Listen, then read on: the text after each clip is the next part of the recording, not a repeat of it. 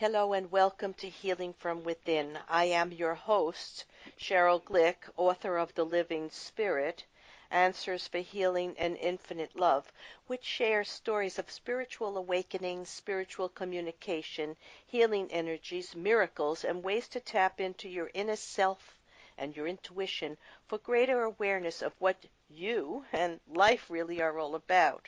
Today I am delighted to welcome from Australia Andrew Matthews, author of his newest book, How Life Works. For when you understand the universal laws of energy, it is possible to find happiness, health, and prosperity, and a greater love of life.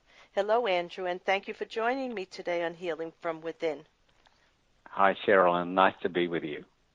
Andrew, as listeners of the show are so well aware, my guests and I share intimate stories and insights into how to find the truth of both our physical and spiritual worlds so we can utilize the wisdom of our mind, body, and spirit and begin to move past fear, blame, judgment to create a greater state of peace, harmony, balance, and love.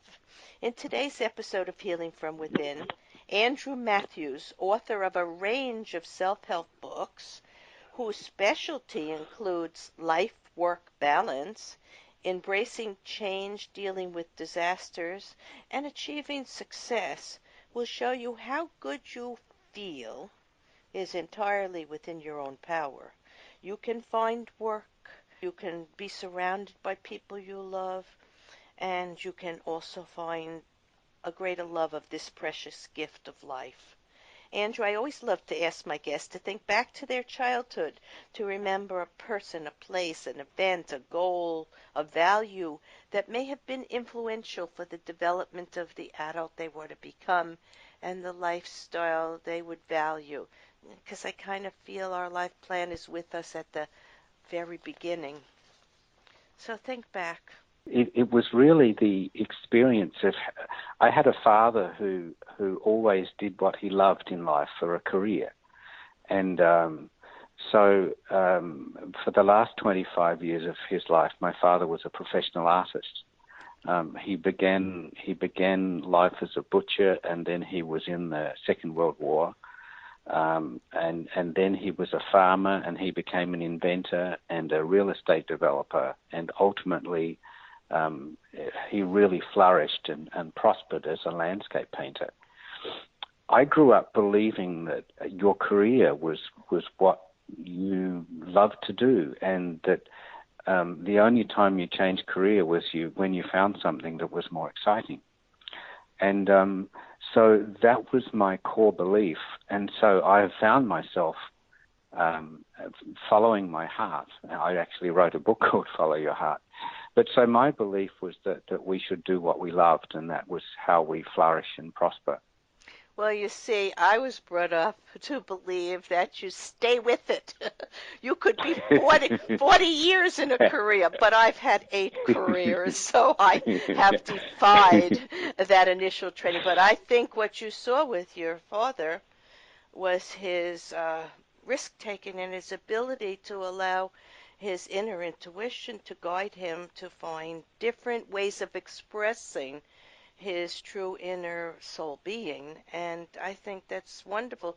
You had a great example. Some of us can find it perhaps in one arena of life or one field, but many of us need to explore ourselves, our interests, the world, and if we're lucky enough to travel, and everything is just another way of knowing more about who we are, and that's ultimately what life is about, to know more about who we are and how to have greater compassion and love. So I think that's great you just said that. But let's go on to why you selected the title, How Life Works, and how you have set up the book so readers may find a way to understand approaches to creating new ways to see themselves and to create what we need and want.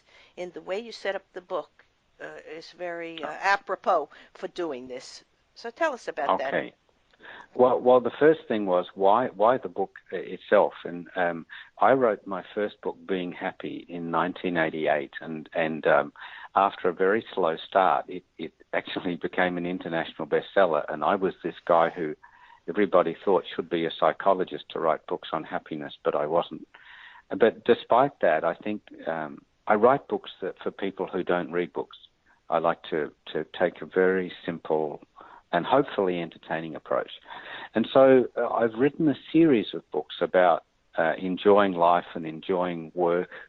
And, you know, the thing that had, I suppose, had me curious for the last 30 years was, why is it that some people who aren't necessarily the people who work the hardest, they're not necessarily the best qualified, why is it that some people just go from one success to another and seem to lead these magical lives, and others who are perhaps very serious and very diligent and very well qualified just seem to struggle? And you know, here's the thing. We grow up with the belief that success will make you happy, and it's a myth. And the reality is that happiness makes you successful. And so the foundation of how life works is that your success depends on how you feel. And when you feel happy and joyous, you become a magnet for people, for opportunity, and for synchronicity, and things just simply work. And so what I set out to do in How Life Works was to firstly make the point that your mission in life is to be joyous. Your foundation for success is happiness. And I set out. Yeah, it's Yeah. absolutely so. It's not what we do, it's in what we are being or allowing to be from within us to be expressed out into the world, right? And not letting the world determine what it is that we consider success or Yes. or how we live our life. And many people have it turned around. They think that what the world will give to them or not give to them, you know, they get into the emotions of blame and anger and negativity because things are not going their way, but really they haven't gotten their thoughts and their behaviors and their actions in sync with just the joy of being alive and being, you know. So, yes, thank you very much for expressing it that way. Now, your first chapter is entitled When Bad Things Happen. Please tell us why you began the book with this topic and what we can learn from both good and bad experiences. Really, there aren't any good or bad experiences. They're just experiences, and how we perceive them often makes them Yeah. one or the other. But tell us Yes. about that. But when we're in the middle of it, Yeah. sometimes they can seem bad. Oh, yes. So yeah. So I began the story just talking about a fellow who does electrical work on my house, and how he just had one disaster after another, and because one, you know, as it turned out, car crash, and then he nearly died, and then he lost his house, and so on. But I tell that story because, in a sense, it is something like we can all experience, where we can have bad things happen in waves, and we say, why am I a victim, and why is the universe punishing me? And the fact is, the universe doesn't punish us, but when we feel like a victim, and when we are feeling hopeless, and when we are feeling that life is bad, and that we're not connected with anything, and that there's no help out there, then one disaster seems to happen after another, and it is not it's not anybody's fault. It's not No. God's fault. No.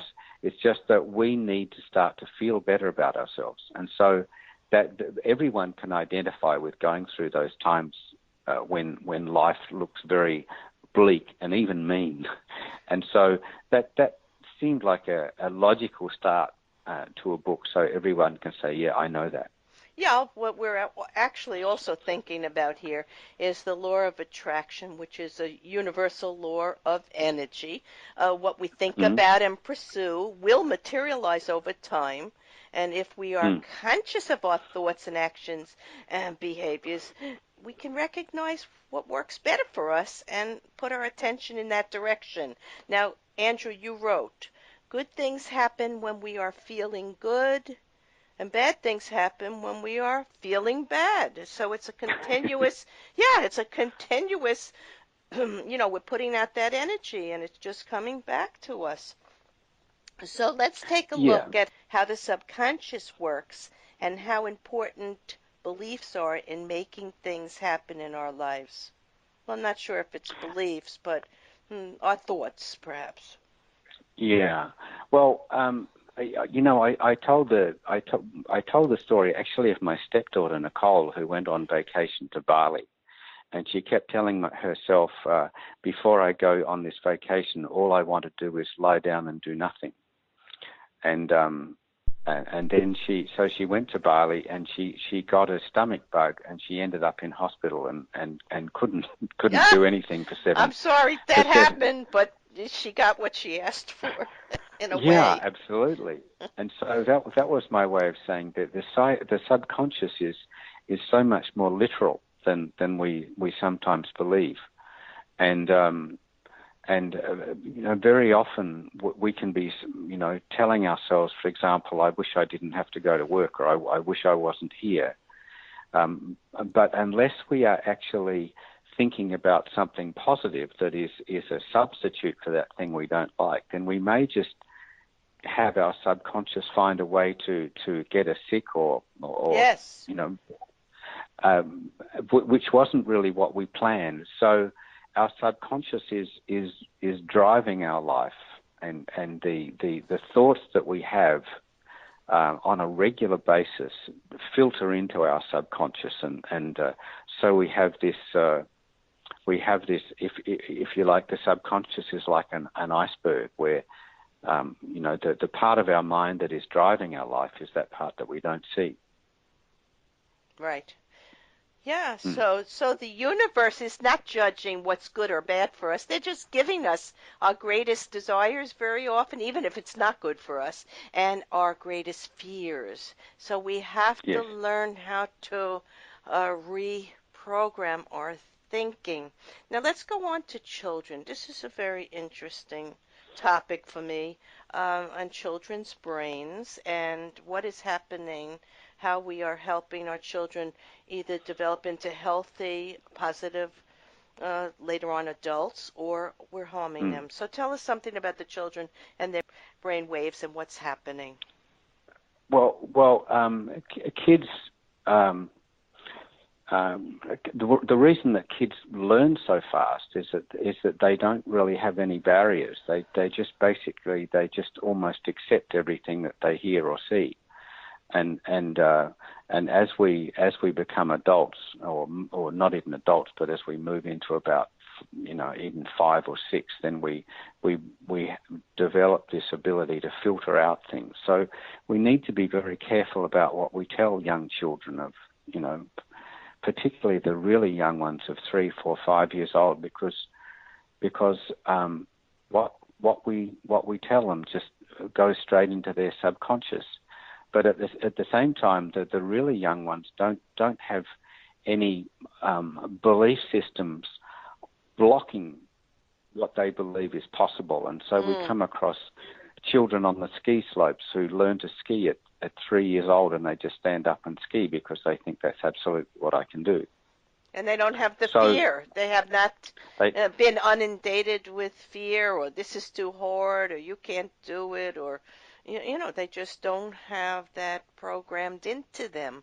Societal yes. programming can slow down a person's greatest talents and abilities. So we suggest to our parents listening of young children, their little souls happen to know a great deal about what's good for them and what they want. And if we say no less often and just allow them Mm-hmm. to experience, of course, we don't want them to get hurt, so we have to, protect them in certain situations, but we can guide them gently without no being a constant term that they get used to hearing, and plant yes and positive thoughts with them. Yeah. Yeah, and I think the other thing, Cheryl, is that sometimes as adults we think that because children aren't articulate and because they don't have all the words